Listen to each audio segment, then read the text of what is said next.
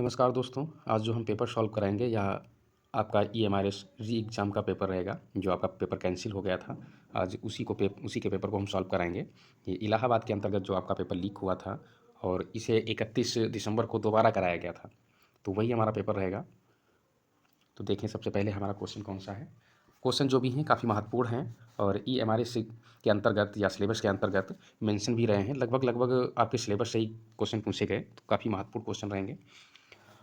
तो पहला क्वेश्चन हमारा देखते हैं कौन सा क्वेश्चन है कि स्तूप की हर्मिका या स्तूप में हर्मिका की स्थिति है। तो स्तूप में हर्मिका की स्थिति क्या है, तो यही क्वेश्चन देखेंगे। सबसे पहला हमारा क्वेश्चन क्या है कि स्तूप में हर्मिका की स्थिति है तोरण द्वार व अंडभाग। अगला ऑप्शन हमारा क्या है, तो अंडभाग व छत्री के बीच, तोरण द्वार व वेदिका के बीच, या इसके पश्चात हमारा नेक्स्ट ऑप्शन क्या है, तो पदछिड़ा पथ व अंड के बीच। तो पहले तो ये देख लें कि स्तूप निर्माण का सही क्रम क्या है। तो स्तूप निर्माण के क्रम में सबसे पहले हमारा क्या रहता है, या कौन सा भाग हमारा सबसे पहले पड़ता है स्तूप के निर्माण के अंतर्गत। सबसे पहले हम देखते हैं मेधी। अब इसी से देखते रहना इसमें क्या सही होगा। तो मेधी, उसके पश्चात होता है अंडभाग, मेधी, मेधी के पश्चात अंडभाग, अंडभाग के पश्चात हर्मिका, हर्मिका रहती है, हर्मिका के पश्चात यष्टि, यष्टि, और यष्टि के पश्चात क्या रहेगा, तो छत्रावली, या इसी को छत्र भी कहते हैं। तो छत्रावली, और छत्रावली के पश्चात क्या है, तब हमारा रहेगा रेलिंग, रेलिंग, और रेलिंग के पश्चात क्या है, तो रेलिंग के पश्चात अगला हमारा रहता है तोरण द्वार, तोरण द्वार। अब इसमें ऑप्शन देखते हैं क्या है। पहला तुम्हारा क्या था कि तोरण द्वार व अंडभाग, तोरण द्वार व वेदिका के बीच, अंडभाग व छत्री के बीच, पर्दछिड़ा पथ व अंड के बीच। तो स्तूप में हर्मिका जो है वो किसके मध्य पड़ेगा, तो एक तो देखते हैं हमारा ये अंडभाग है और इसके पश्चात हर्मिका है और हर्मिका के पश्चात हमारा यष्टि है। तो ये किसके मध्य में है, तो अंडभाग और यष्टि के मध्य है, लेकिन यष्टि हमारा ऑप्शन नहीं है, इसलिए छत्र के मध्य रहेगा। इसके मध्य है, तो अंडभाग और छत्र के बीच का भाग जो है वो हर्मिका कहलाएगा। यष्टि होता तो यष्टि सही होता, लेकिन यष्टि आपका ऑप्शन नहीं है, इसलिए का जो स्थित है वो किसके मध्य स्थित रहेगा, तो अंडभाग और छत्रावली के मध्य में स्थित जो आपका जो है वो हर्मिका का पार्ट रहेगा। अगला क्वेश्चन नेक्स्ट देखें क्या है कि निम्नलिखित में से कौन सा स्तूप का भाग नहीं है। अब इसमें यह देखना है कि हमारा स्तूप के अंतर्गत किस भाग या कौन सा भाग स्तूप के अंतर्गत नहीं रहता है। तो वेदिका, ये भी हमारा स्तूप के अंतर्गत रहेगा।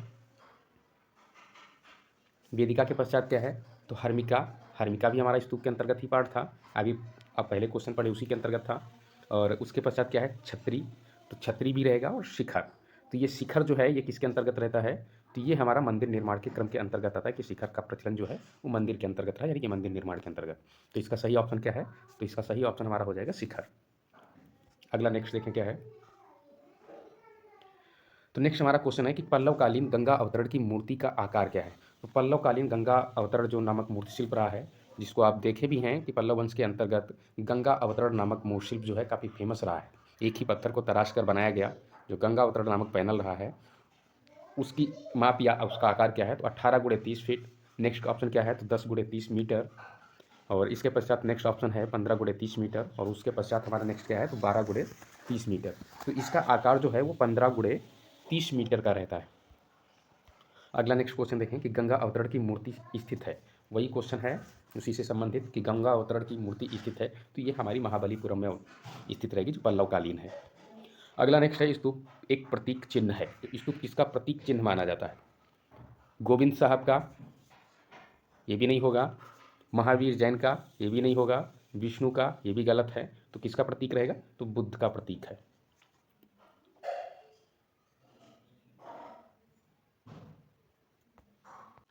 अगला नेक्स्ट क्वेश्चन देखें कि जयदेव की गीतात्मक कविता कौन सी है, तो गीत गोविंद। कि जयदेव की गीतात्मक कविता गीत गोविंद में कौन सा रस प्रकाशित होता है, कि कौन सा रस प्रकाशित होता है। तो ऑप्शन में क्या है, करुण रस, वीर रस, हास्य रस, या श्रृंगार रस। तो इसका सही ऑप्शन जो रहेगा वो आप कौन सा है, तो श्रृंगार रस। किसके अंतर्गत क्या रहेगा, तो श्रृंगार रस। अगला नेक्स्ट क्वेश्चन देखें क्या है। नेक्स्ट है पांडुलिपि चित्रकला के लिए प्रयोग में लाई जाने वाली तूलिकाएं बनाई जाती हैं। तो तूलिका का सीधा सा अर्थ क्या होता है, तो तूलिका का अर्थ होता है ब्रश, ब्रश। तो पांडुलिपि चित्रकला के लिए प्रयोग में लाई जाने वाली तूलिकाएं बनाई जाती थी, तो किससे बनाई जाती थी। ऑप्शन क्या है इसके अंतर्गत, तो भेड़ के बाल से, नेक्स्ट ऑप्शन है गिलहरी के बाल से, घोड़े के बाल से या भैंस के बाल से। तो इसका सही हमारा आंसर क्या रहेगा? तो इसके अंतर्गत देखते हैं हमारा राइट आंसर क्या है। तो गिलहरी के बाल से। एक सेकेंड, हाँ, तो इसका राइट आंसर क्या रहेगा? तो गिलहरी के बाल से। कि पांडुलिपि चित्रकला के लिए प्रयोग में लाई जाने वाली तुलिकाएं जो बनाई जाती हैं वो गिलहरी के बाल से बनाई जाती हैं। अगला नेक्स्ट क्वेश्चन है कि भारत के प्रारंभिक लघु चित्र किस सतह पर चित्रित किए गए थे? तो भारत के प्रारंभिक मतलब कि शुरुआती तौर पर जो लघु चित्रों का निर्माण हुआ था वो किस सतह पर हुआ? चमड़े पर, कपड़े पर, दीवार पर या ताड़पत्र पर? तो भारत में प्रारंभिक लघु चित्रकला की शुरुआत जो हुई है वो हमारी कहाँ से हुई? तो पाल शैली से। और पाल शैली का प्रमुख चित्रण विषय या चित्रण धरातल क्या था? तो चित्रण धरातल के रूप में वहाँ पर ताड़पत्र था। शुरुआती तौर पर ताड़पत्र पर ही चित्रण हुआ। तो इसका राइट आंसर जो रहेगा वो ताड़पत्र रहेगा। इसका राइट आंसर क्या है? तो इसका राइट आंसर क्या है? तो इसका राइट आंसर आपका रहेगा ताड़पत्र। अगला क्वेश्चन देखिए नेक्स्ट क्या है कि भारत के प्रारंभिक लघु चित्र किस शासन काल में चित्रित हुए थे? अब ये भी बहुत नॉर्मल सा क्वेश्चन है। हमने पहले ही बताया कि भारत में प्रारंभिक लघु चित्रों की शुरुआत जो थी वो पाल शैली से हुई। तो इसका राइट आंसर जो हो जाएगा वो पाल राजवंश से रहेगा। अगला नेक्स्ट है कि मुगल चित्रकलाओं में प्रयोग की गई तकनीक थी। तो मुगल चित्रकलाओं में प्रयोग की गई तकनीकी क्या थी? तो इसका राइट आंसर क्या रहेगा? ऑप्शन पहले देखें क्या है कि एक्रेलिक, नेक्स्ट है फ्रेस्को, और उसके पश्चात रहेगा तैल, और तैल के पश्चात है गॉस। तो इसके अंतर्गत जो प्रयोग की गई तकनीकी थी वो क्या रही है? तो गॉस। अगला नेक्स्ट देखें कि सन 1580 में चित्रित आरंभिक मुगल का शैली का प्रमुख चित्र जो एक असाधारण विषय प्रस्तुत करते हुए बैजेटाइन कला, यूरोपीय शास्त्रीय और उसके पुनर्जागरण को मुगल चित्रशाला तक लाता है, वह क्या है? तो इसके अंतर्गत हमारा एक क्वेश्चन रहता है काफ़ी महत्वपूर्ण कि यहाँ पर एक रैफेल की कृति थी जो काफ़ी महत्वपूर्ण रही है और उसी से संबंधित रहेगा। तो इसका राइट आंसर क्या रहेगा? तो मैडोना एंड चाइल्ड। नेक्स्ट है जयपुर शैली के चित्र चित्रकूट में राम और भरत का मिलान का चित्रण किया था। तो ये जयपुर शैली का काफ़ी महत्वपूर्ण चित्र रहा है, राम भरत मिलन। जिसके चित्रकार कौन थे? तो इसके चित्रकार रहे गुमान के द्वारा चित्रित किया गया। और इस चित्र में आकृतियाँ भी पूछा जाता है जो काफ़ी महत्वपूर्ण रहा है कि इस चित्र में टोटल कितनी आकृतियाँ हैं? तो 49 इस चित्र के अंतर्गत आकृतियाँ थी जो काफ़ी श्रेष्ठ रहा है। और किस शैली में चित्रित हुआ? तो जयपुर शैली में। चित्रकार कौन था? तो गुमान के द्वारा चित्रित किया गया। अगला नेक्स्ट देखें, नेक्स्ट क्वेश्चन क्या है? तो नेक्स्ट क्वेश्चन है पक्षी विश्राम पर बाज। वही आपका है बाज, बाज नामक जो चित्र बनाया था मंसूर के द्वारा, ये वही चित्र रहेगा। तो पक्षी विश्राम पर बाज चित्र जहांगीर के दरबार के उत्कृष्ट चित्रकार द्वारा चित्रित है, उस चित्रकार का नाम। तो उस चित्रकार का नाम क्या है? तो इसका सही आंसर क्या रहेगा? हमने पहले ही बताया कि पक्षी विश्राम पर बाज या बाज जो चित्र था वो मंसूर के द्वारा बनाया गया। तो इसका राइट आंसर भी हो जाएगा मंसूर। क्या रहेगा? तो मंसूर के द्वारा चित्रित किया गया। अगला नेक्स्ट क्वेश्चन देखें, नेक्स्ट क्या है कि मूर्ति त्रिमूर्ति इनमें से किस राज्य में है? तो त्रिमूर्ति का पहले तो देखें हमारा संबंध कहाँ से था कि त्रिमूर्ति जो है ये आपका कहाँ से संबंधित रही है, या मूर्तिशिल्प जो है ये कहाँ से संबंधित रहा है? तो ये हमारा प्रसिद्ध मूर्तिशिल्प एलिफेंटा से संबंधित है। कहाँ से है? तो एलिफेंटा गुफा से। एलिफेंटा गुफा से संबंधित है। और एलिफेंटा नामक गुफा जो थी वो किस राज्य में स्थित रही है? तो वो हमारा महाराष्ट्र राज्य में था। चाहे वो एलिफेंटा हो, चाहे आपका एलोरा हो, चाहे अजंता हो, ये तीनों का संबंध हमारा महाराष्ट्र से ही रहा है। अगला क्वेश्चन है कोणार्क सूर्य मंदिर की शैली है। तो कोणार्क सूर्य मंदिर जो था वो किस शैली में निर्मित है?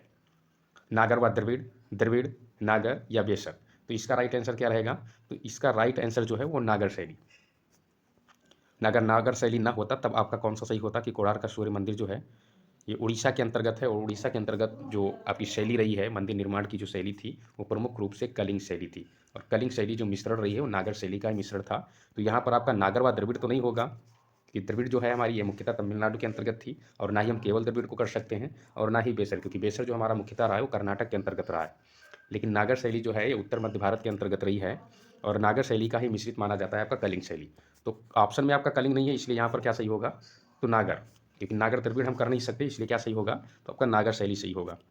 अगला नेक्स्ट देखें क्या है कि चोलकालीन देवी उमा की मूर्ति की भंगिमा है। तो चोलकालीन देवी उमा की जो प्रतिमा थी ये आपकी 12वीं शती ईस्वी में, ये 12वीं शती ईस्वी की प्रतिमा रही है। और इसकी मुद्रा क्या थी? क्योंकि यहाँ पर आपका क्वेश्चन क्या पूछ रहा है कि चोलकालीन देवी उमा की मूर्ति की भंगिमा है, तो इसकी भाव भंगिमा क्या है? तो इसके अंतर्गत आप देखें पहले हमारा ऑप्शन कौन से हैं? तो समभंग, पद्मासन, त्रिभंग या अतिभंग। तो इसके अंतर्गत जो हमारा राइट आंसर रहेगा वो क्या रहेगा? तो इसका राइट आंसर हमारा क्या है? तो इसका राइट आंसर रहेगा अतिभंग, सॉरी त्रिभंग, क्योंकि ये जो प्रतिमा जो है हमारी चोलकालीन देवी उमा की प्रतिमा जो रही है ये त्रिभंगी मुद्रा में है। और इसके अलावा चोल काल के अंतर्गत एक हमारी नटराश्यु की प्रतिमा भी आती है, और नटराश्यु की प्रतिमा हमारी किस भंगिमा में है, तो वो आती है अतिभंग के अंतर्गत। तो वो अतिभंग है, लेकिन देवी उमा की जो प्रतिमा रही है वो त्रिभंगी मुद्रा में है, यानी कि त्रिभंग है। अगला नेक्स्ट देखें क्वेश्चन क्या है। नेक्स्ट है, इनमें से कौन सा हिंदू मंदिर स्थापत्य में मूल रूप से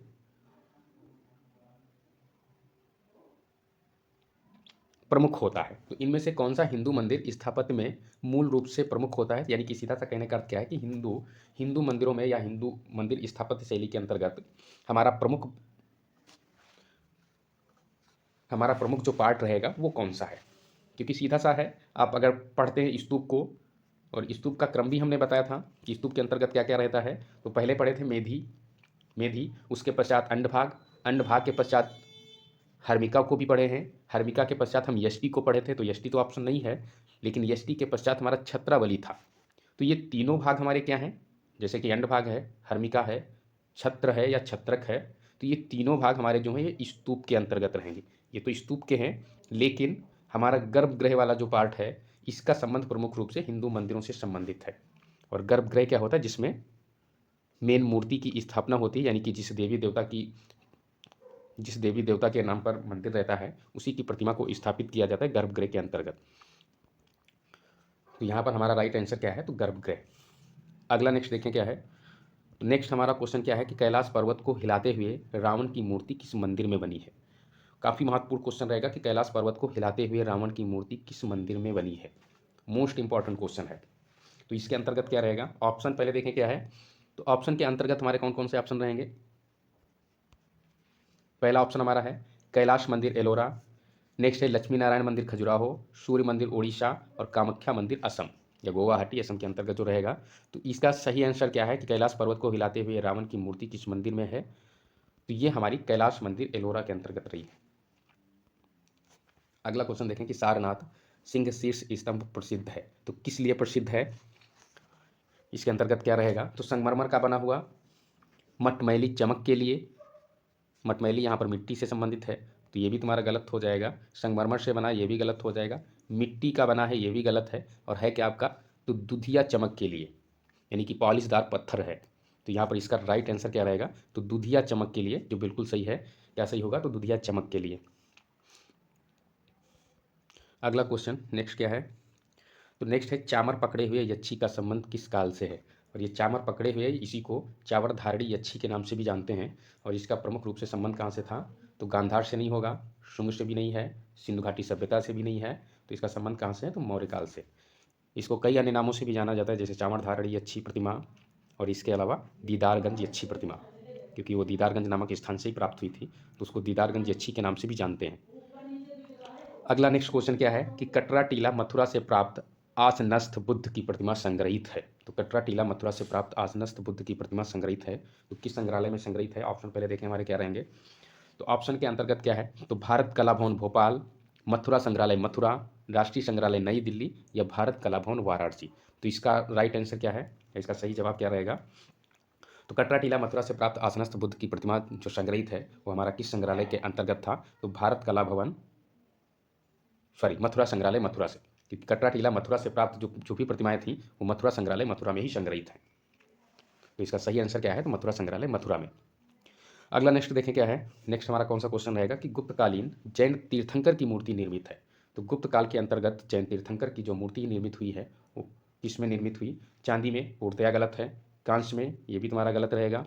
उसके पश्चात नेक्स्ट क्या है, तो नेक्स्ट हमारा है टेराकोटा, मिट्टी की भी नहीं थी, तो ये प्रतिमा किसके अंतर्गत रहेगी, तो पत्थर में निर्मित है। अगला क्वेश्चन देखें कि तक्षशिला से प्राप्त बुद्ध के सिर का आकार है। काफ़ी महत्वपूर्ण क्वेश्चन रहेगा कि तक्षशिला से प्राप्त बुद्ध के सिर का जो आकार था वो कितना रहा है। तो इसका सही आंसर क्या है, पहले तो ऑप्शन देख लें कि 26 गुणे 20 गुणे 15 सेंटीमीटर,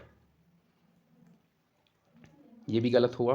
उसके पश्चात क्या है, नेक्स्ट है 25.5 गुणे 20 गुणे 10 सेंटीमीटर, तो ये भी गलत रहेगा।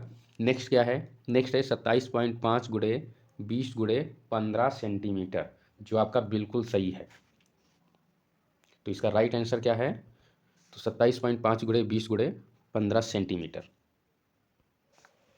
ठीक है, अगला क्वेश्चन देखें नेक्स्ट क्या है कि सारनाथ से प्राप्त सिंह शीर्ष स्तंभों में सिंहों की संख्या है।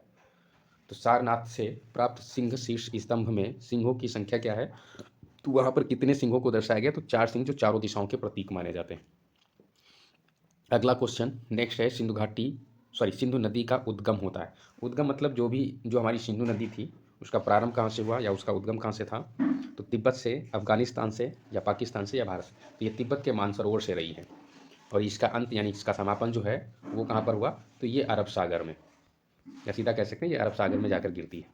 तो प्रारंभ इसका तिब्बत के मानसरोवर से और इसका समापन या इसका अंत जो है या कहाँ पर गिरती है, तो ये अरब सागर में। अगला क्वेश्चन देखें नेक्स्ट क्या है कि मोहन जोदाड़ो का स्थानीय नाम क्या है। तो जानवरों का टीला, ये भी गलत है। जीवतों का टीला, ये भी गलत है। पेड़ का टीला, ये भी गलत रहेगा। तो इसका सही आंसर क्या है, तो मुर्दों का टीला। तो इसका सही आंसर क्या रहेगा, तो इसका सही आंसर आपका है मुर्दों का टीला। मोहनजोदड़ो का स्थानीय नाम क्या है, तो मुर्दों का टीला या मृतकों का टीला। अगला नेक्स्ट क्वेश्चन देखें कि सिंधु घाटी सभ्यता का महान स्नानागार पाया गया। सिंधु घाटी सभ्यता के अंतर्गत महान स्नानागार जो है वो मोहनजोदड़ो में स्थित है। और इसके अलावा स्नानागार हुआ और अन्नागार, ये दोनों की स्थिति क्या है, तो मोहनजोदड़ो में ही स्थित है। अगला नेक्स्ट काफ़ी महत्वपूर्ण क्वेश्चन है कि वर्तमान काल में मोहनजोदड़ो अवस्थित है, यानी कि वर्तमान में हमारा मोहनजोदड़ो कहाँ स्थित है, तो पाकिस्तान में। मोहनजोदड़ो, हड़प्पा, ये दोनों प्रमुख स्थल के रूप में जाने गए और ये दोनों प्रमुख स्थलों की वर्तमान स्थिति जो है ये पाकिस्तान रही है। अगला क्वेश्चन नेक्स्ट कि धौलावीरा कहाँ पर अवस्थित है। तो धौलावीरा हमारा कहाँ पर अवस्थित रहेगा, तो ये गुजरात के अंतर्गत है, जो काफ़ी महत्वपूर्ण रहेगा। नेक्स्ट है एक नवीन चित्रमय युक्ति संयोजन तिर्यक रेखीय आकाशीय परिप्रेक्ष्य का प्रयोग महत्वाकांक्षी पैमाने को विश्वसनीयता प्रदान करने का श्रेय जाता है, यानी कि किस चित्रकार को। तो एक नवीन चित्रमय युक्ति जिसमें संयोजन तिर्यक रेखीय आकाशीय परिप्रेक्ष्य का प्रयोग महत्वाकांक्षी पैमाने को विश्वसनीयता प्रदान करने का श्रेय जाता है, वो किस चित्रकार को जाता है। तो इसका राइट आंसर क्या रहेगा, पहले ऑप्शन देखते हैं क्या है कि जगन्नाथ को, मनहर यानी कि मनोहर को, साहबदीन को, या मनोहर को। ये मनहर आपका अलग ही रहेगा क्योंकि मनोहर जो है ये हमारा राजस्थानी और मुगल दोनों से संबंधित कलाकार है और प्रमुख रूप से मेवाड़ और मुगल शैली से संबंधित रहेगा। तो इसके अंतर्गत हमारा सही आंसर क्या है, तो साहबदीन को, कि एक नवीन चित्रमय युक्ति संयोजन तिर्यक रेखीय आकाशीय परिप्रेक्ष्य का प्रयोग महत्वाकांक्षी पैमाने में विश्वसनीयता प्रदान करने का श्रेय जाता है, किस चित्रकार को जाता है, तो साहबदीन को जाता है। अगला नेक्स्ट क्वेश्चन देखें। नेक्स्ट क्वेश्चन क्या है, तो नेक्स्ट क्वेश्चन हमारा क्या रहेगा, कौन से प्रसिद्ध राजस्थानी, नेक्स्ट हमारा क्वेश्चन कौन सा है, तो नेक्स्ट है कौन से प्रसिद्ध राजस्थानी लघु चित्र का प्रयोग भारत सरकार द्वारा डाक टिकट में किया गया। काफ़ी महत्वपूर्ण क्वेश्चन है कि कौन से प्रसिद्ध राजस्थानी लघु चित्र का प्रयोग भारत सरकार द्वारा डाक टिकट में किया गया। तो ऐसा कौन सा हमारा राजस्थानी चित्र था जिस पर डाक टिकट जारी हुआ, झूले पर कृष्ण, नेक्स्ट ऑप्शन है राजा अनिरुद्ध सिंह, हीरा यहाँ पर हाड़ा होगा, उसके पश्चात नेक्स्ट है मारू रागिनी, और नेक्स्ट है राधा या बनीठनी। तो किशनगढ़ शैली का काफ़ी श्रेष्ठ चित्र था राधा यानी कि बनीठनी। तो बनीठनी पर ही डाक टिकट जारी हुआ 1973 ईस्वी में। अगला क्वेश्चन देखो कि पहाड़ी राज्यों का पहला एवं लघु चित्रकला का सबसे अधिक प्रभावशाली उदाहरण मिलता है। तो पहला पूछ रहा यानी कि प्राचीनतम, तो पहाड़ी राज्यों का पहला एवं लघु चित्रकला का सबसे अधिक प्रभावकारी उदाहरण मिलता है, तो कहाँ से मिलता है, तो इसके अंतर्गत हमारा सही आंसर क्या रहेगा। तो वैसे भी आप लोगों को बताया जा चुका है कि पहाड़ी शैली की जो सबसे प्राचीनतम शैली है वो कौन सी शैली है, तो ये हमारी बसोहली शैली रही है। अगला नेक्स्ट क्वेश्चन क्या है, तो नेक्स्ट क्वेश्चन है कि निम्नलिखित शास्त्रों में से कौन सा जैन शास्त्र नहीं है। तो ऐसा कौन सा है जो जैन शास्त्र या जैन शास्त्र से संबंधित नहीं है, या सीधा कह सकते हैं कि जैन ग्रंथ नहीं है। तो निम्नलिखित शास्त्रों में से कौन सा जैन शास्त्र नहीं है, तो कालकाचार्य हमारा ये भी जैन के अंतर्गत रहा है, अपभ्रंश शैली के अंतर्गत पढ़े भी हैं। कल्पसूत्र ये भी जैन से संबंधित है। संग्रहिणी सूत्र ये भी जैन से संबंधित है, लेकिन रसिक प्रिया जो है ये हमारा जैन से संबंधित नहीं है। तो निम्नलिखित शास्त्रों में से कौन सा जैन शास्त्र नहीं है, तो रसिक प्रिया। अगला क्वेश्चन है सिंधु घाटी सभ्यता की कृति नर्तकी की मूर्ति किस धातु से बनाई गई है। तो सिंधु घाटी के अंतर्गत सभी को पता होगा कि काफ़ी महत्वपूर्ण कृति रही है, मूर्ति रही है नर्तकी की मूर्ति, और ये किस माध्यम में है, तांबा, लोहा, कांस्य, पीतल। तो जब तक हमारा कांस्य है तब तक वही सही होगा। तो प्रमुख रूप से सिंधु घाटी सभ्यता की कृति जो नर्तकी की मूर्ति है प्रमुखता के साथ हमारे कांस्य में रही है। अगला क्वेश्चन है, मोहनजोदड़ो से प्राप्त मूर्ति मृत्तिका की विशिष्ट अलंकारिक विशेषता क्या है? तो इसकी प्रमुख रूप से अलंकारिक विशेषता क्या रहेगी कि मोहनजोदड़ो से प्राप्त मूर्ति मातृका की विशिष्ट अलंकारिक विशेषता क्या है, यानी कि मातृ देवी की विशिष्ट अलंकारिक विशेषता क्या रही है? तो विस्तृत हार, टेराकोटा मृदभांड। इसके पश्चात नेक्स्ट ऑप्शन है लंबे कर्णफूल, और नेक्स्ट है सिर पर कम कपनुमा। वैसे होना चाहिए कपनुमा, लेकिन यहाँ पर पंखनुमा लिखा है, तो सिर पर पंखनुमा विस्तृत आवरण, जो बिल्कुल सही है। क्या है? तो सिर पर पंखनुमा विस्तृत आवरण, जो बिल्कुल सही है। अगला नेक्स्ट क्वेश्चन है कि निम्नलिखित में से कौन सी वस्तु सिंधु घाटी सभ्यता के व्यावसायिक और आर्थिक विकास को प्रकाशित करती है? तो इसके अंतर्गत क्या रहेगा? घर, टेराकोटा मृदभांड, मुद्राएं यानी कि मोहरें, और इसके पश्चात क्या है? तो नवकाएं। तो इसका सही आंसर क्या रहेगा? तो इसका सही आंसर हमारा क्या है? तो मुद्राएं यानी कि मोहरे। मुद्राएं का अर्थ क्या होता है? तो मोहरे। अगला क्वेश्चन है, हड़प्पावासी किस धातु के उपयोग से अनभिज्ञ थे? तो हड़प्पावासी किस धातु के उपयोग से अनभिज्ञ थे? तो इसके अंतर्गत क्या रहेगा? लोहा, तांबा, कांस्य या फिर सोना। तो सिंधुवासी या हड़प्पावासी किस धातु के उपयोग से अनभिज्ञ थे? तो ये लोहे का ज्ञान नहीं था, जो महत्वपूर्ण रहेगा कि हड़प्पावासी जो थे ये लोहे से अनभिज्ञ थे, और लोहे का ज्ञान जो हुआ था वो कहाँ पर हुआ? तो ये वैदिक काल के अंतर्गत, ये हमारा कहाँ पर रहेगा? तो वैदिक काल के अंतर्गत। अगला नेक्स्ट देखें क्या है कि यूनानी शैली में बुद्ध की प्रतिमाएं बनी। तो यूनानी शैली में बुद्ध की प्रतिमाएं कहाँ पर बनी? इसके अंतर्गत बनी? तो गांधार के अंतर्गत। और गांधार शैली जो मिश्रण है वो किसका है? सभी ने पढ़ा होगा, इंडो प्लस ग्रीको, ग्रीको शैली। तो ग्रीको का अर्थ यहाँ पर यूनानी रहता है, यानी कि यूनानी शैली का मिश्रण, भारतीय और यूनानी शैली का मिश्रण रहेगा। अगला नेक्स्ट क्वेश्चन देखें कि चित्र में दर्शाए गए एक ही पत्थर से तरासे गए एलोरा में स्थित मंदिर को पहचानिए। तो यहाँ पर आपको चित्र तो नहीं दिखाया जा रहा है, लेकिन चित्र आप क्वेश्चन से ही समझ सकते हैं कि चित्र में दर्शाए गए एक ही पत्थर से तरासे गए एलोरा में स्थित मंदिर को पहचानिए।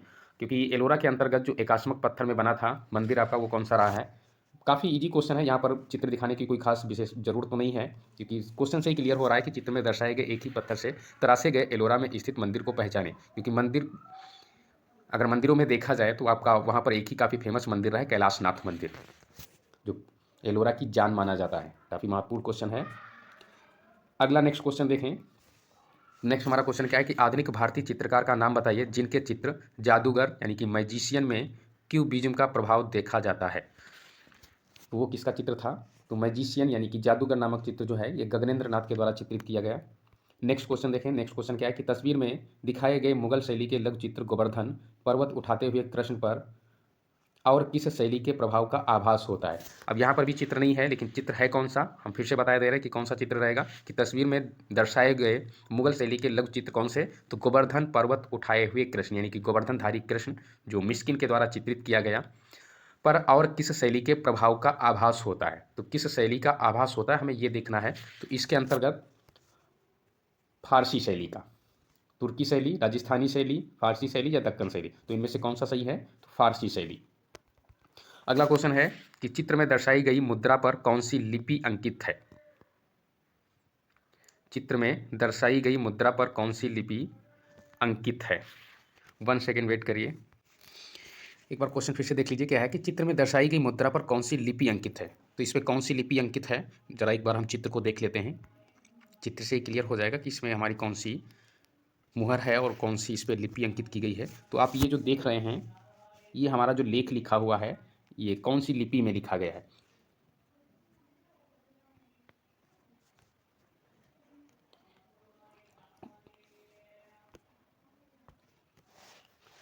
तो इस पर लिपि कौन सी है? ऑप्शन के अकॉर्डिंग देखते हैं कौन सा रहेगा कि चित्र में दर्शाई गई मुद्रा पर कौन सी लिपि है जो आपको चित्र दिखाया गया, इस पर कौन सी लिपि अंकित है? तो हेरियोग्लिप्स। कौन सी है? तो हेरियोग्लिफ लिपि जो है ये काफ़ी महत्वपूर्ण रहेगी। सिंधु घाटी सभ्यता के अंतर्गत जो आपको चित्र दिखाया गया या जो मुहर थी, इस पर कौन सी लिपि दर्शाई गई है? तो हेरियोग्लिफ नामक जो लिपि थी वो इस पर दिखाई गई। अगला नेक्स्ट क्वेश्चन देखें क्या है। तो नेक्स्ट है, चित्र में दर्शाई गई पुरुष धड़ प्रतिमा किस काल में पाई गई थी? तो ये पहले ही बता दिया गया कि चित्र में दर्शाई गई, यानी कि चित्र हमारा कौन सा है? तो पुरुष धड़ प्रतिमा जो है, अगर आप लोग देखना चाहते तो 1 सेकंड वेट कीजिए, हम दिखा। तो क्या है कि चित्र में दर्शाई गई पुरुष धड़ प्रतिमा किस काल में पाई गई थी? तो इसका जरा हम चित्र देख लेते हैं कौन सा चित्र है, या पुरुष धड़ किस तरीके का हमारा सिंधु घाटी सभ्यता से प्राप्त हुआ है, कौन सा है? तो ये जो आप देख रहे हैं ये सिंधु घाटी से प्राप्त हमारा क्या है? तो पुरुष धड़। कहाँ से प्राप्त हुआ है? तो सिंधु घाटी सभ्यता के हड़प्पा से प्राप्त हुआ है, हड़प्पा से। तो इसी की बात हो रही थी कि ये जो इसकी प्राप्ति जो हुई है वो कहाँ से हुई? तो हड़प्पा हमारा ऑप्शन नहीं है, इसलिए वहाँ पर क्या सही होगा? तो सिंधु घाटी सभ्यता, क्योंकि सिंधु घाटी सभ्यता के स्थल से प्राप्त हुआ है पुरुष धड़। और ये वास्तविक शैली में निर्मित किया गया। कौन सी शैली में? तो वास्तविक शैली में। ये हमारा क्वेश्चन भी पूछा गया था आपका केवीएस के एग्जाम में, जो काफ़ी महत्वपूर्ण रहेगा। ठीक है, वहीं से शुरुआत करते हैं। क्या चित्र में दर्शाई गई पुरुष धड़ प्रतिमा किस काल में पाई गई थी? तो आप सभी ने चित्र तो देख लिया है। तो इसकी प्राप्ति जो हुई है वो सिंधु काल से। कहाँ से हुई? तो सिंधु काल से। अगला नेक्स्ट क्वेश्चन है कि चित्र में दर्शाए गए सिंधु घाटी से प्राप्त मृत भांड पर चित्रांकन किस तरह के रंग से किया गया? तो एक बार जरा हम इसको भी देख लेते हैं कि हमारा मृत भांड जो है उस पर क्या रहेगा, किस तरीके से उस पर चित्रांकन कार्य हुआ है। एक सेकेंड वेट करिए, इस चित्र को हम भी देख लेते हैं कि इस चित्र में क्या रहेगा, कौन सा हमारा मृत भांड है और उस पर किस प्रकार का चित्रांकन रहा है। तो क्वेश्चन क्या था कि चित्र में दर्शाए गए सिंधु घाटी से प्राप्त मृत भांड पर चित्रांकन किस तरह के रंग से किया गया है? तो इसमें किस तरह के रंग से किया गया है, चला एक बार हम पहले तो चित्र को देखते हैं। हमारा चित्र कौन सा है? तो ये हमारा जार है जो सिंधु घाटी सभ्यता से प्राप्त हुआ है। तो ये चित्रित मृत भांड जो था इस पर किस प्रकार के रंगों का प्रयोग किया गया या किस प्रकार के रंगों को लगाया गया है, तो काफ़ी महत्वपूर्ण रहा है। तो इसके अंतर्गत देखते हैं हमारे रंग कौन से हैं। तो इसका पहला ही ऑप्शन सही हो जाएगा, मृदा रंग। कौन सा सही होगा? तो मृदा यानी कि मिट्टी के रंगों का प्रयोग यहाँ पर किया गया है, जो काफ़ी महत्वपूर्ण है।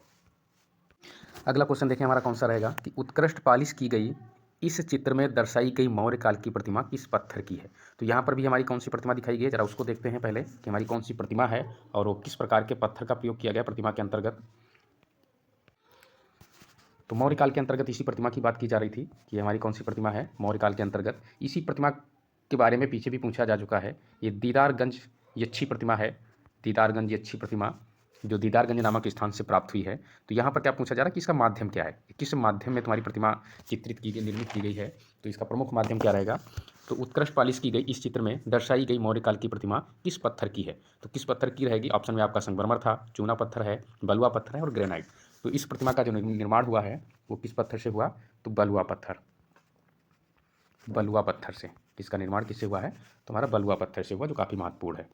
और इसी को चावड़ धारणी के नाम से भी जानते हैं, चावड़ धारणी या दीदारगंज अच्छी प्रतिमा। क्योंकि चावड़ धारणी कहने का अर्थ क्या है, यहाँ पर आप सभी देख पा रहे हैं कि इसके हाथ में जो है वो इस प्रकार की चंवर पकड़े हुए हैं, इसलिए इनको चावड़ धारणी अच्छी के नाम से भी जाना गया। इस प्रतिमा को चावड़ धारणी अच्छी भी कहते हैं क्योंकि इनके हाथ में क्या है? तो एक चंवर है।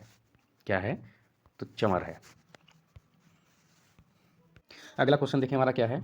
तो नेक्स्ट क्वेश्चन है कि तस्वीर में दर्शाई गई मूर्ति क्राइज अनहर्ट, ये क्राइज अनहर्ट नामक जो प्रसिद्ध मूर्तिशिल्प रहा है या अमरनाथ सहगल के द्वारा निर्मित किया गया। तो एक बार उसको भी देख लेते हैं कि हमारी क्राइज अनहर्ट नामक मूर्तिशिल्प कौन सा है और किस टाइप का है, एक बार उस पर भी नज़र डाल।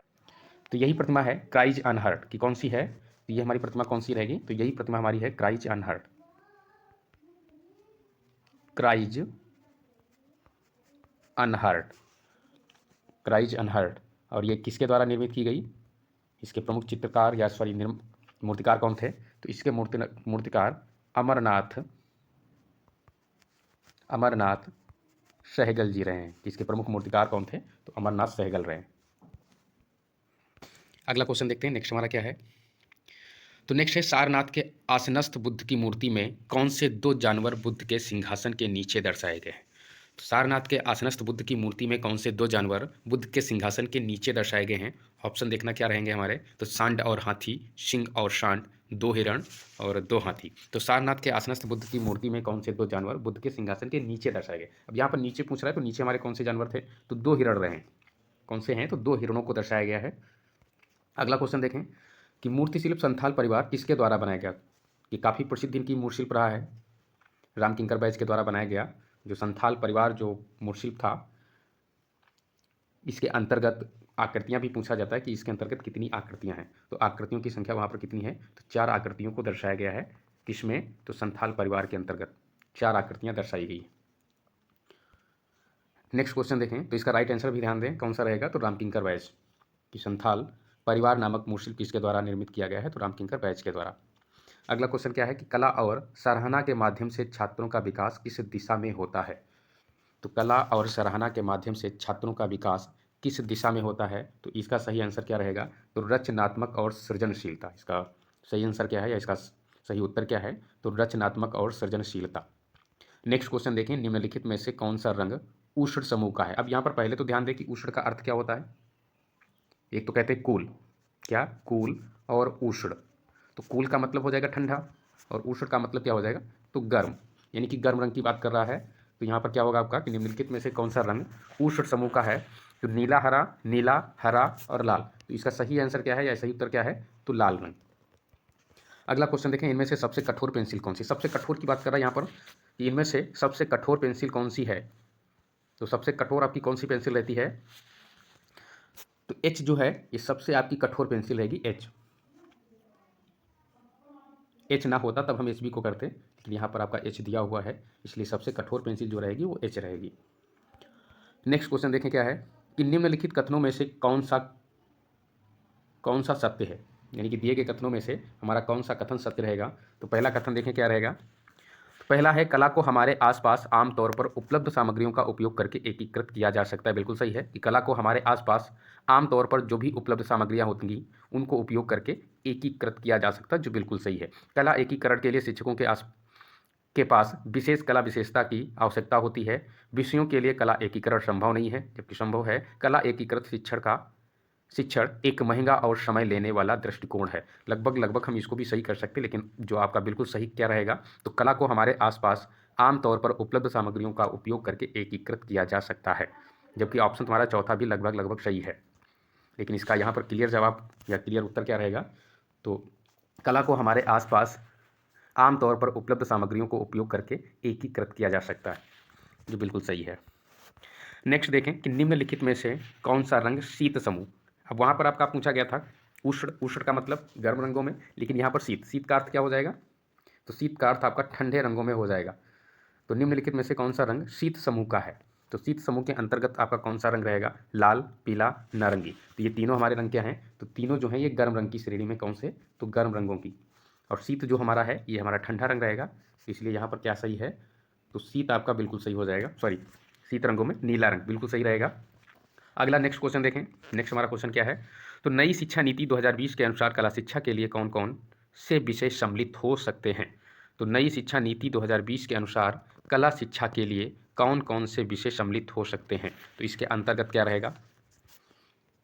तो इसका आपका पहले ही वाला सही रहेगा कि चित्रकला, संगीत व नृत्य। बिल्कुल सही रहेगा कि नई शिक्षा नीति 2020 के अनुसार कला शिक्षा के लिए, मतलब यहाँ पर कला की बात कर रहा है कि कला शिक्षा के लिए कौन कौन से विषय सम्मिलित हो सकते हैं? तो चित्रकला, संगीत व नृत्य। संस्कृत, अंग्रेजी व हिंदी, जो बिल्कुल गलत है। गणित, विज्ञान और सामाजिक विज्ञान, ये भी आपका गलत रहेगा। और सांस्कृतिक अध्ययन व रचनात्मक लेखन, ये भी आपका गलत है। तो यहाँ पर सही उत्तर क्या है? तो चित्रकला, संगीत व नृत्य।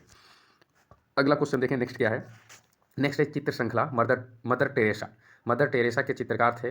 तो मदर टेरेसा काफ़ी प्रसिद्ध इनका चित्र रहा है, किस चित्रकार के द्वारा चित्रित किया गया? तो एम.एफ. हुसैन। और एम.एफ. हुसैन के बारे में ध्यान रखना, काफ़ी महत्वपूर्ण कलाकारों में रहते हैं एम.एफ. हुसैन, जिनका जन्म कब हुआ? तो 1915 ईस्वी में इनका जन्म हुआ, जो काफ़ी महत्वपूर्ण कलाकार थे। और इन्होंने एक विवादित पेंटिंग भी बनाई थी। कौन सी पेंटिंग थी? तो भारत माता नामक इनकी एक विवादित पेंटिंग रही। कौन सी?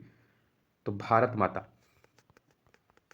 माता नामक इनकी विवादित पेंटिंग थी, जिस कारण इनको देश भी छोड़ना पड़ा। और इन्होंने 2010 में किस देश की नागरिकता ली थी? काफ़ी महत्वपूर्ण क्वेश्चन रहता है कि 2010 ईस्वी में इन्होंने किस देश की नागरिकता को स्वीकार किया? तो किस देश की नागरिकता को? तो कतर की नागरिकता को इन्होंने स्वीकार किया। और इनकी मृत्यु कब हुई? तो 2011 ईस्वी में इनकी मृत्यु हुई। इनके महत्वपूर्ण चित्रों में काफ़ी एक चित्र रहता है जमीन, जिन पर इनको राष्ट्रीय पुरस्कार भी दिया गया। काफ़ी महत्वपूर्ण कलाकार रहे। नेक्स्ट है चित्र जादूगर के चित्रकार हैं। चित्र जादूगर नामक यानी कि म्यूजिशियन नामक चित्र जो था वो किसके द्वारा चित्रित किया गया है? तो गगनेंद्र नाथ के द्वारा। अगला नेक्स्ट क्वेश्चन देखें क्या है? तो नेक्स्ट हमारा क्वेश्चन है कि मूर्ति संथाल परिवार का माध्यम है। ये पीछे भी क्वेश्चन पूछा गया है कि संथाल परिवार किसके द्वारा निर्मित किया गया, और यहाँ पर आपका क्वेश्चन क्या है कि मूर्ति संथाल परिवार, कौन सा संथाल परिवार का माध्यम है? तो इसका माध्यम क्या था? कांसा, जो गलत रहेगा। संगमरमर, ये भी नहीं सही है। फाइबर, ये भी नहीं है। लेकिन क्या सही है? तो सीमेंट, क्योंकि सीमेंट और कंक्रीट इनका जो है वो प्रमुख माध्यम के रूप में जाना गया, जो काफ़ी श्रेष्ठ है। अगला क्वेश्चन देखें कि अवनींद्रनाथ टैगोर ने कला सृजन को बढ़ावा दिया। तो अवनींद्रनाथ टैगोर ने कला सृजन में बढ़ावा दिया, किसको बढ़ावा दिया? अमूर्त शैली को, भारतीय परंपरा व तकनीकी को, यूरोपीय शैली को, या घनवादी शैली को? तो इसका सही आंसर क्या रहेगा? तो भारतीय परंपरागत तकनीकी को इन्होंने बढ़ावा दिया, जो काफ़ी श्रेष्ठ है। अगला क्वेश्चन देखें, नेक्स्ट क्या है। नेक्स्ट है, निम्नलिखित में से कौन बंगाल के चित्रकार नहीं है। अब यहाँ पर ये देखा जा रहा है कि यहाँ पर कौन सा कलाकार ऐसा है जो बंगाल शैली से संबंधित नहीं है। छितेंद्रनाथ, ये भी हमारे बंगाल शैली के कलाकार, आशित कुमार, ये भी बंगाल शैली के कलाकार हैं, और नंदलाल बसु को नव बंगाल शैली का प्रारंभकर्ता ही माना जाता है। लेकिन यहाँ पर राम कुमार जो हैं ये बिल्कुल गलत हो जाएंगे, क्योंकि राम कुमार जो हैं ये बंगाल शैली के कलाकारों में नहीं आते। तो इसका सही उत्तर क्या है, तो राम कुमार। अगला क्वेश्चन देखें, नेक्स्ट क्या है कि इनमें से किस तकनीक के लिए राजा रवि वर्मा जाने जाते हैं। तो राजा रवि वर्मा जो हैं ये भारत में तैल चित्रण के प्रारंभ करता रहे, इसलिए यहाँ पर सही उत्तर क्या है, तो तैल चित्रण।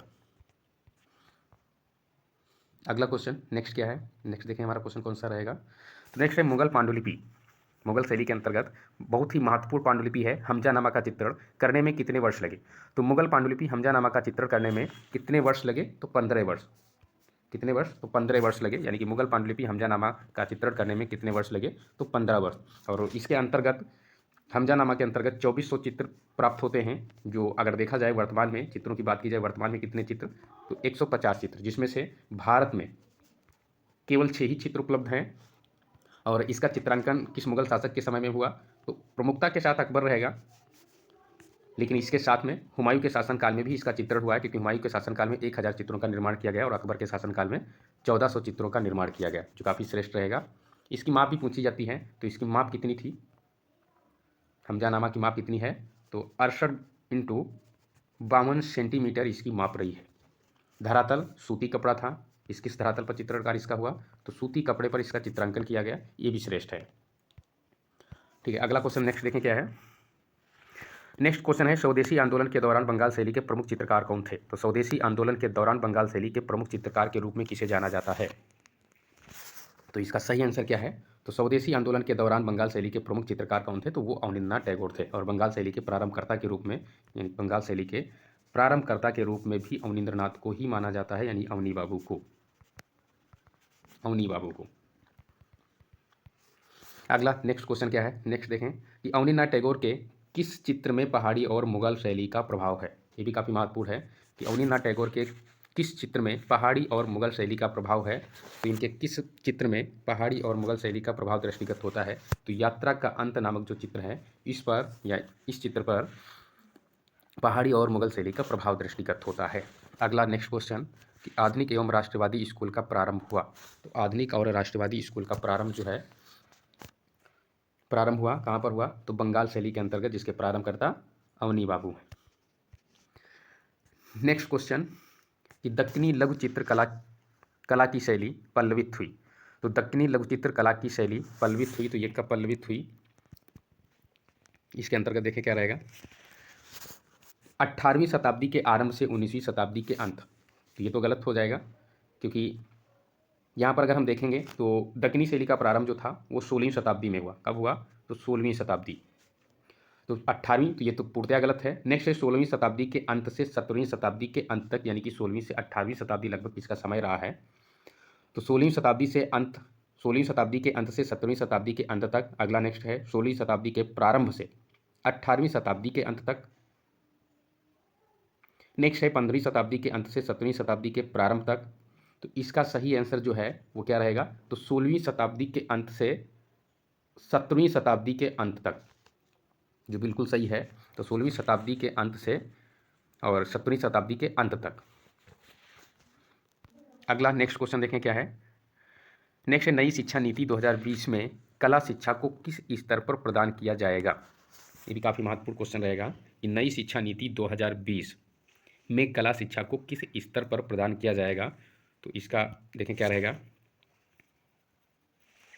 उच्चतर माध्यमिक शिक्षा से शुरू करके कॉलेज और विश्वविद्यालय तक।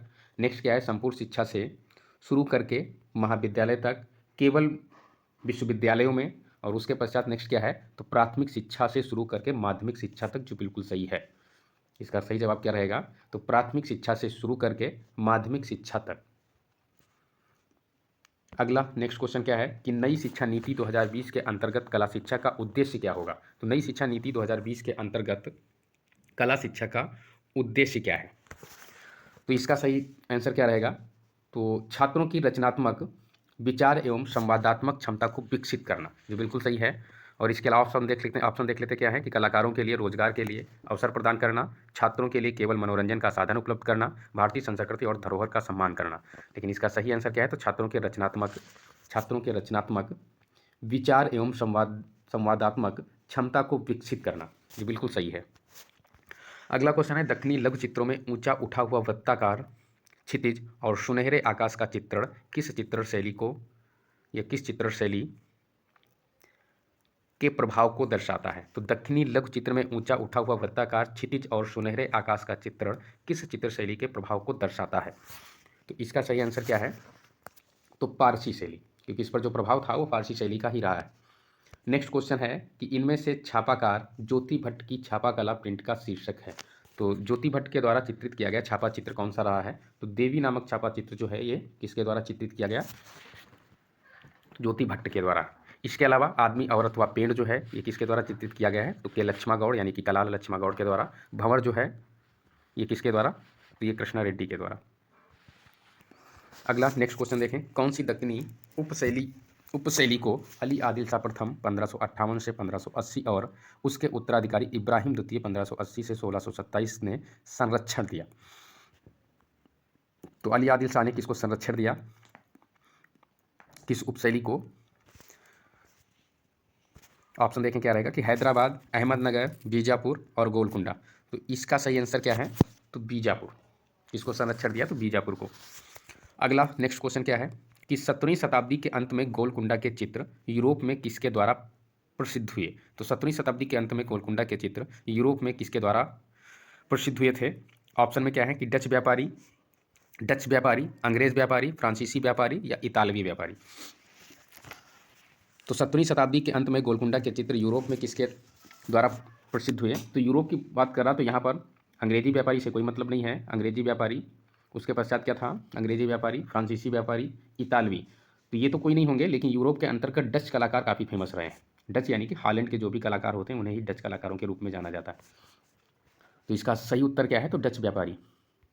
अगला नेक्स्ट क्वेश्चन क्या है कि चांद बीबी पोलो खेलते हुए किस दक्षिणी उपशैली का चित्र है? तो चांद बीबी पोलो खेलते हुए, तो चांद बीबी पोलो खेलते हुए नामक चित्र जो है ये किस शैली के अंतर्गत चित्रित किया गया है? तो बीजापुर के अंतर्गत चांद बीबी पोलो खेलते हुए। एक सेकेंड वेट करना, यहाँ पर इसका आंसर देख लेना, गलत हो रहा है तुम्हारा। चांद बीबी प्लेइंग पोलो खेलते हुए, ये चांद बीबी प्लेइंग पोलो खेलते हुए चित्र जो है ये किस शैली के अंतर्गत चित्रित हुआ? तो गोलकुंडा के अंतर्गत। इससे संबंधित 2-3 क्वेश्चन और भी रहेंगे, उनको भी समझ लें कि कौन से क्वेश्चन क्या हैं। तो जैसे चांद बीबी प्लेइंग पोलो खेलते हुए ये गोलकुंडा का है, और इसके अलावा चौगान खेलते हुए, हमने जो बीजापुर का बताया था वो कौन सा है?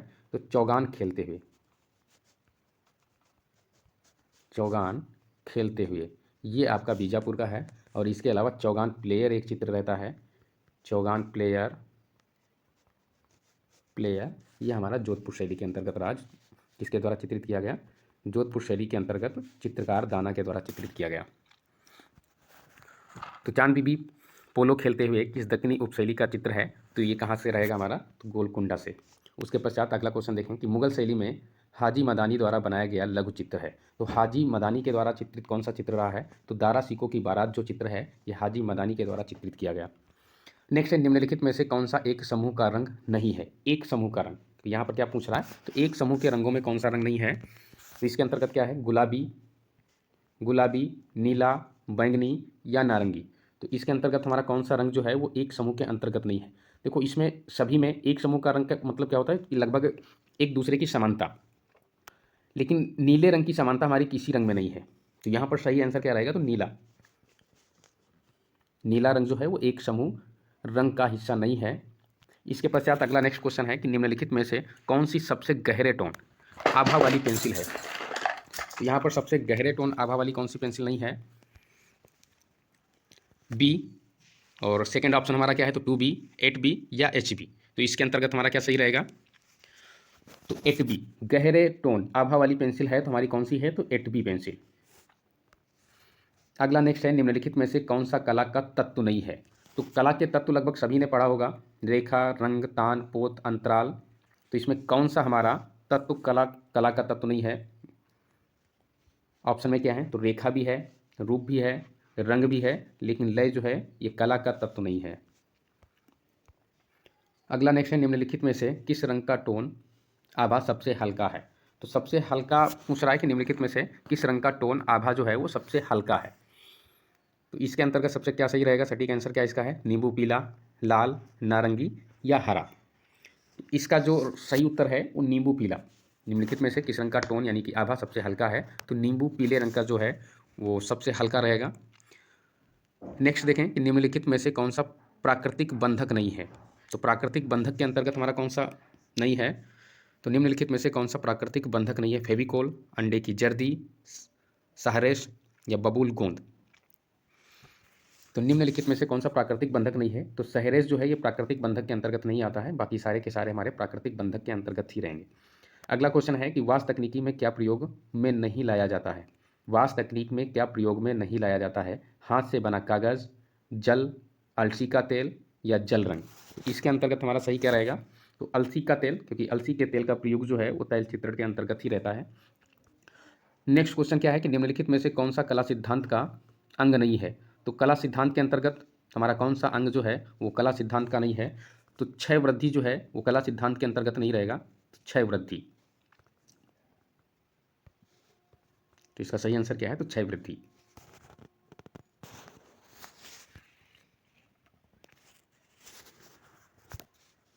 एक सेकेंड। हाँ, नेक्स्ट क्वेश्चन क्या है कि निम्नलिखित में से कौन सा कला सिद्धांत का अंग नहीं है। तो कला सिद्धांत के अंतर्गत हमारा पोत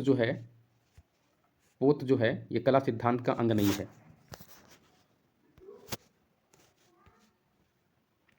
तो ये आपके EMRS एग्ज़ाम या जो हमारा री एग्ज़ाम हुआ था, री एग्ज़ाम, इसके 80 टोटल क्वेश्चन कंप्लीट हुए। फिर मिलेंगे अगले